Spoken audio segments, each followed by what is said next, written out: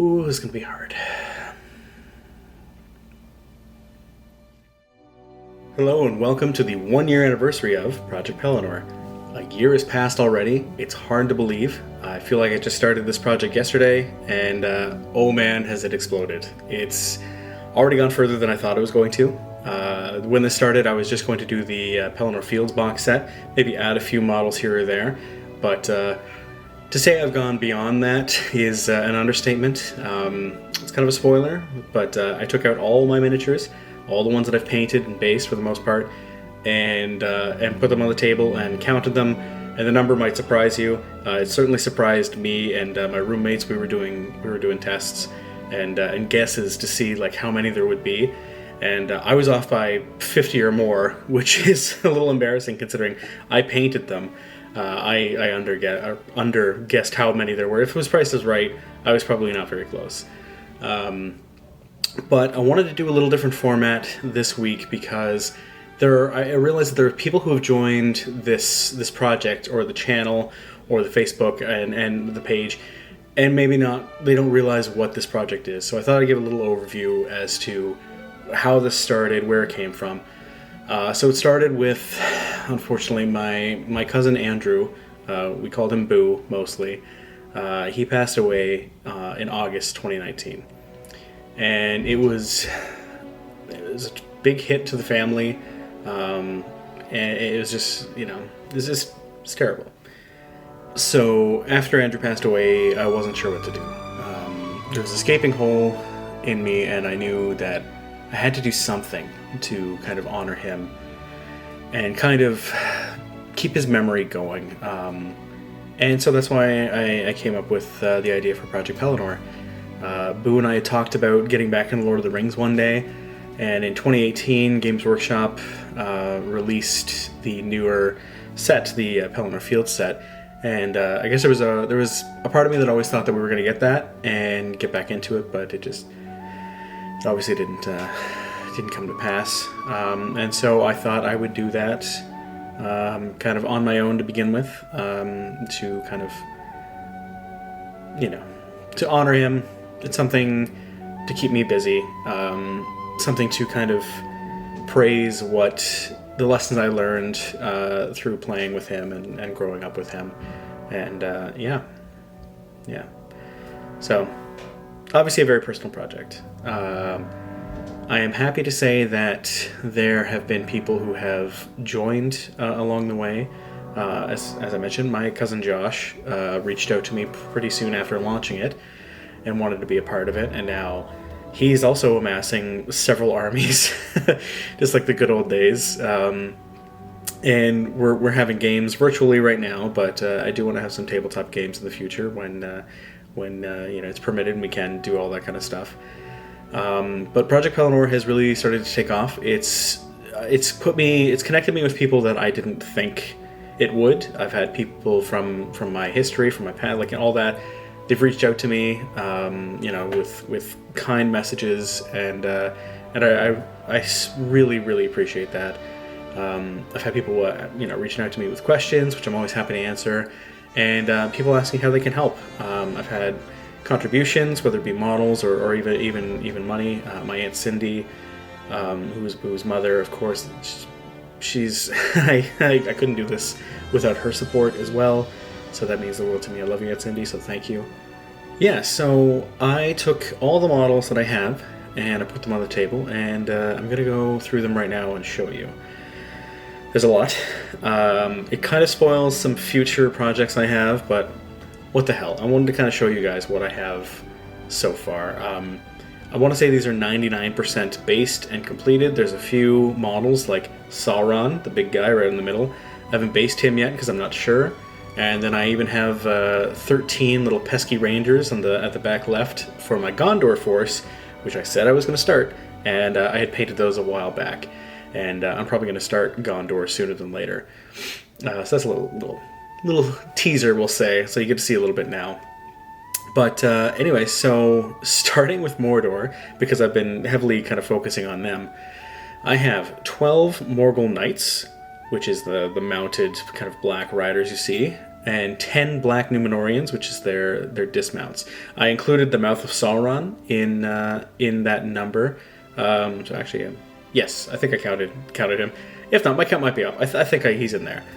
I also have 10 Ringwraith models, which is to say I'm counting the mounted versions and foot versions, and I'm also counting the Fellbeast as a model because it's huge. And so I don't count horses for the mounts, for the numbers, but I am counting the Fellbeast because, you know, he's big. So I think he's worth counting for at least one extra model. Then moving on to orcs, I have 67 orcs, which is crazy. Looking back, when I was putting them on the table, I was like, damn, like, just the time put into each of those. Just kind of brought it back because some of these guys, it's almost been a year since I've painted them, and they've been sitting around. So I have 67 orcs, including many characters in there, multiple Gothmogs, Enforcer, Goroth, like a lot of the Forge World models as well. I have the Great Beast of Gorgoroth, which you guys have seen in a previous video, which has 11 models together because it has 10 orcs on his back. So technically there are 77 orcs, and then one Great Beast, Stampy, as you may remember. I have 2 trolls. I have the original Mordor troll, which came in the box set, and then I have a troll chieftain, which I've heavily converted, which I will be probably doing a video on some of my monsters at some point, but I really like him. And then I have Sauron. I had to get the big guy. There'll definitely be a video on Sauron once he's based, and once I have a few other extra pieces to throw with him. Don't know if he's going to see much play, because he's kind of crazy, but I had to get Sauron. I just had to. Moving on to the Forces of Good, I have 64 Warriors of Rohan, including heroes, which is crazy because most of those are mounted. I have more mounted units than I have dismounted, which means please don't kill all of them on the tabletop because, again, I don't have enough dismounts for them, which I doubt will happen, but still. There's many more of those on the way. You'll notice I think I have 9 Royal Guard painted up so far. I love Royal Guard. They are one of my favorite looking units in Peter Jackson's movies. I really like them. So I have, I think, 9 of them on horseback, and I think 4 or 5 painted up on foot so far. I have most of Rohan's characters. I'm missing Durnhelm, which for those who know is actually Merry and Eowyn. That's what their name was in the book, to hide that they were among the Rohirrim, because you couldn't just say, hey, I'm Eowyn, niece of the king. And there's a few others that I'm going to add there, but honestly, Rohan's shaping up, and it's coming along. Then I have 21 Warriors of the Dead, or Army of the Dead, including the King of the Dead, and then I have just 20 Warriors. It's been so long since I painted these guys and looked at them. They're so easy to paint. I might put more in there. I don't know. We'll see. It's kind of a cool army to have on the side. So grand total should be 211 miniatures. I can't believe that it's that much. I think I guessed 165 or so. It's just crazy. It's probably because I wasn't counting all the orcs like I should have been. But yeah, so that is just all painted in 1 year. I didn't add the 3 elves that I've painted onto that list. I did paint those, but technically I painted them before I even started this project, and also I don't have bases for them. So when I do an elf army, which is 100% coming, I'll include those numbers in. But yeah, 211 miniatures. And by miniatures, it's a little misleading because some of them are big trolls and fell beasts and great beasts and all that kind of stuff, and lots of cavalry. Because as most who paint this know, is that they take a lot longer to do. In terms of favorite units to paint, again, probably going back to the Royal Guard because I just love how they turn out. I've got a few special kind of orc characters in there that I really like Goroth and a few others. Even Gothmog's Enforcer looks really cool. I try to get him as close to the movie version of him as I could, and I think I did. So yeah, I was planning on having a big game for the 1 year anniversary, but of course, due to COVID and all that, I can't. But there's also a few other things on the horizon that I want to kind of announce. Next, I think I will be starting my Gondor army. I still have more to paint for Rohan, but I think I'll paint them kind of as I go. Maybe every time I want a little break from Gondor, I'll paint up some more Rohirrim. So I'm going to be starting a Gondor army sooner than later, which means I'm going to have Boromir, Faramir, all that kind of stuff, so I'm looking forward to that. Gondor, or Minas Tirith in the game, is it's kind of a special one to me because that is the army that I used the most when I played against Boo and Josh. It was the first army I really collected, and I had a lot of miniatures for that back in the day, so I'm looking forward to kind of reigniting my passion for Minas Tirith and yeah, painting up a bunch of guys. So there's going to be more. I'm actually going to run out of shelf space here. It's weird to see my shelves empty right now, but I'm going to have to start figuring out some storage kind of things here, because I don't think I'm going to be able to have all my armies out at once, especially if this is just from a year. Oh, that's a lot. Another thing I want to announce is I think I know what my next challenge is going to be.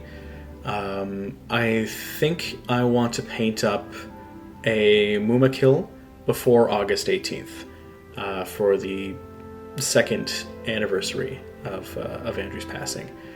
That was the largest model I think that he had ever painted, and I have a pretty good memory of that model because it looked amazing. It looked just like how I remembered in the movies, so I think I'm going to paint that up, and that will be my kind of challenge to have done before that. Another thing that I'm trying to work out how it's going to work, I would love to do a tournament one day, and tournament's kind of a misleading word. I want to have a day where people, whether you've played this game a bunch, if you haven't, where you come out and just kind of, enjoy rolling some dice, trying out a new game, play with one of the armies that I think between my cousin Josh and I, we're going to have like 6 armies probably in the next little bit. And even then you can break those down into smaller things.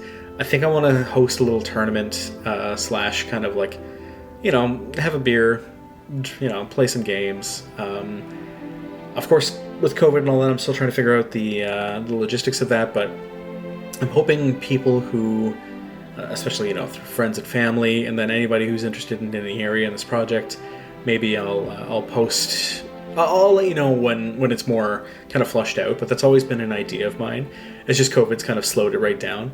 But with the vaccines and all that, maybe we'll get it going in the next little bit. But so there'll be more announcements for that. But aside from that, this is a little longer video just because it's the 1-year anniversary. And in closing, I just wanted to say thank you to everyone who has made this possible. I want to thank all my friends and my family. Cassie for making my graphics, as well as my friend Aaron, who helped me get other graphics made.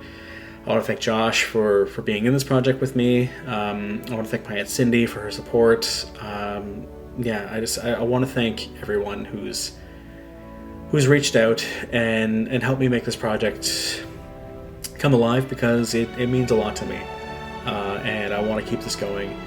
And I can't believe it's been a year. And so, with that being said, this has been another update, the 1-year anniversary update of Project Pelennor. And I hope you're all doing well, and I'll catch you next time.